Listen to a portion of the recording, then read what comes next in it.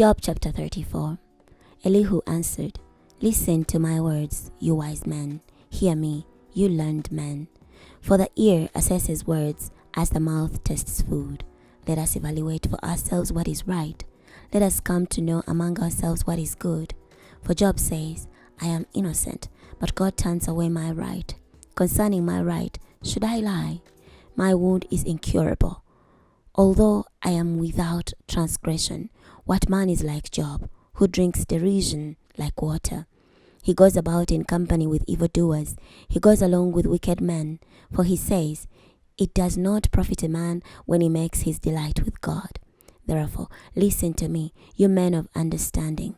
Far be it from God to do wickedness, from the Almighty to do evil. For he repays a person for his work, and according to the conduct of a person, he causes the consequences to find him. Indeed, in truth, God does not act wickedly, and the Almighty does not pervert justice, who entrusted to him the earth, and who put him over the whole world. If God were to set his heart on it, and gather in his spirit and his breath, all flesh would perish together, and human beings would return to dust. If you have understanding, listen to this. Hear what I have to say.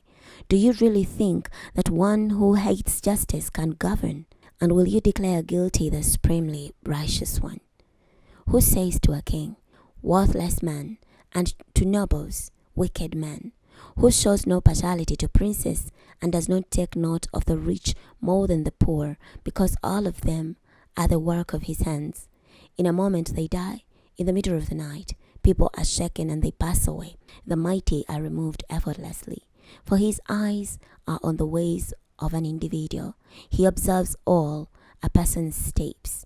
There is no darkness and no deep darkness where evildoers can hide themselves. For he does not still consider a person that he should come before God in judgment. He shatters the great without inquiry, and steps up others in their place. Therefore he knows their deeds. He overthrows them in the night, and they are crushed. He strikes them for their wickedness, in a place where people can see, because they have turned away from following him, and have not understood any of his ways. So that they caused the cry of the poor to come before him, so that he hears the cry of the needy. But if God is quiet, who can condemn him? If he hides his face, then who can see him? Yet he is over the individual and the nation alike, so that the godless man should not rule, and not lay snares for the people. Has anyone said to God, I have endured chastisement, but I will not act wrongly anymore? Teach me what I cannot see. If I have done evil, I will do so no more. Is it your opinion that God should recompense it? Because you reject this. But you must choose, and not I. So tell us what you know. Men of understanding, say to me, any wise man listening to me says that Job speaks without knowledge, and his words are without understanding. But Job will be tested to the end, because his answers are like those of wicked men. For he adds transgression to his sin. In our midst he claps his hands, and multiplies his words against God. Chapter 35. Then Elihu answered, Do you think this to be just, when you say, my right before God? But you say, my will it profit you. And what do I gain by not sinning? I will reply to you, and to your friends will with you. Gaze at the heavens and see, consider the clouds, which are higher than you. If you sin, how does it affect God? If your transgressions are many, what does it do to him? If you are righteous, what do you give to God? Or what does he receive from your hands? Your wickedness affects only a person like yourself, and your righteousness only other people. People cry out because of the excess of oppression. They cry out for help because of the power of the mighty. But no one says, where is God, my Creator, who gives songs in the night, who teaches us more than the wild animals of the earth, and makes us wiser than the birds of the sky? Then they cry out, but he does not answer because of the arrogancy of the wicked. Surely it is an empty cry. God does not hear it. The Almighty does not take notice of it. How much less, then, when you say that you do not perceive him, that the case is before him and you're waiting for him. And Father, when you say that his anger does not punish and that he does not know transgression. So Job opens his mouth to no purpose. Without knowledge, he multiplies words. Chapter 36. Elihu said further, be patient with me a little longer, and I will instruct you, for I still have words to speak on God's behalf. With my knowledge I'll speak comprehensively, and to my Creator I will ascribe righteousness. For in truth my words are not false. It is one complete in knowledge who is with you. Indeed, God is mighty, and he does not despise people. He is mighty and firm in his intent. He does not allow the wicked to live, but he gives justice to the poor. He does not take his eyes off the righteous, but with kings on the throne he seats the righteous and exalts them forever.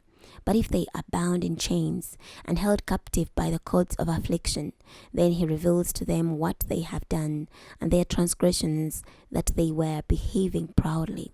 And he reveals this for correction, and says that they must turn from evil.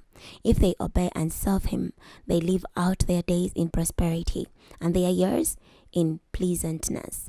But if they refuse to listen, they pass over the river of death, and expire without knowledge. The godless at heart nourish anger. They do not cry out even when he binds them. They die in their youth, and their life ends among the male cultic prostitutes. He delivers the afflicted by their afflictions. He reveals himself to them by their suffering. And surely he drew you from the mouth of distress to a wide place, unrestricted, and to the comfort of your table filled with rich food. But now you are preoccupied with the judgment due the wicked. Judgment and justice take hold of you. Be careful that no one entices you with riches. Do not let a large bribe turn you aside. Would your wealth sustain you, so that you would not be in distress, even all your mighty efforts? Do not long for the cover of night, to drag people away from their homes. Take heed, do not turn to evil, for because of this you have been tested by affliction. Indeed, God is exalted in his power. Who is a teacher like him? Who has prescribed his ways for him, or said to him, you have done what is wicked? Remember to extol his work, which people have praised in song. All humanity has seen it. People gaze on it from afar. Yes, God is great, beyond our knowledge. The number of his years is unsearchable. He draws up drops of water.